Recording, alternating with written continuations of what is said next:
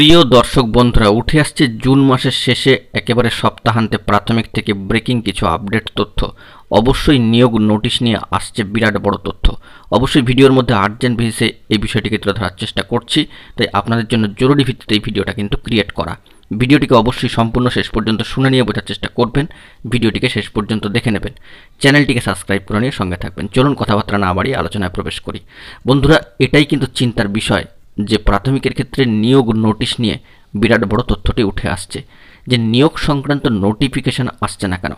চাকরি প্রার্থীরা বন্ধুরা কিন্তু বারংবার এই বিষয়ে প্রশ্ন করছেন, সংশয় প্রকাশ করছেন, উদ্বিগ্ন হচ্ছেন, আমাদের কাছে কিন্তু জানতে চাইছেন যে নিয়োগ নোটিফিকেশান কবে আসবে।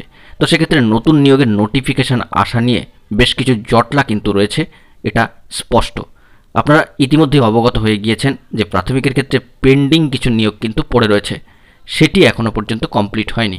পাশাপাশি ওবিসি সার্টিফিকেট বাতিল মামলা এবং সেখান থেকে যে নির্দেশ আসার কথা সর্বোচ্চ ন্যায়ালয় সুপ্রিম কোর্টের তরফ থেকে, সে বিষয়ে গুরুত্বপূর্ণ ক্যাভিয়েট কিন্তু দাখিল হয়েছে। তো নতুন নিয়োগ সংক্রান্ত নোটিফিকেশান কবে আসবে, পেন্ডিং নিয়োগের খবর কবে থেকে নতুন করে স্টার্ট হবে, এই সংক্রান্ত বিষয় নিয়ে একটা জল্পনা চলছে।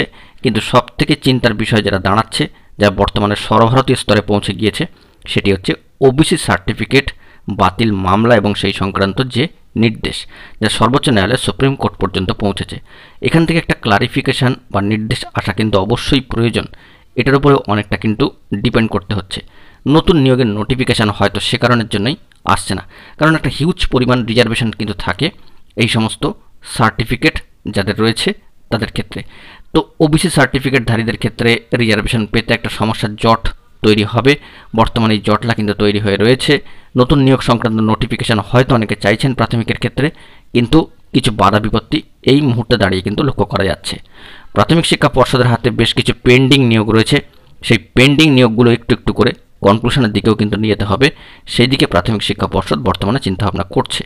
তো সব মিলিয়ে বলতে গেলে 2024-এর নতুন নোটিফিকেশান কবে আসবে, ওবিসি সার্টিফিকেট বাতিল মামলার যে জট, সেই জট কাটিয়ে এবং পেন্ডিং নিয়োগটি কবে প্রসেসিংয়ের মধ্যে দিয়ে নতুন করে শুরু হবে, তার জন্য আমাদেরকে আর কিছুটা সময় কিন্তু অপেক্ষা করতেই হচ্ছে। বিরাট বড় তথ্যটি উঠে আসছে আপাতত এই মুহূর্তের জন্য। বন্ধুরা, এখন এই পর্যন্তই। গুরুত্বপূর্ণ আপডেটগুলি পাওয়ার জন্য চ্যানেলটিকে সাবস্ক্রাইব করে নিয়ে সঙ্গে থাকুন। ধন্যবাদ।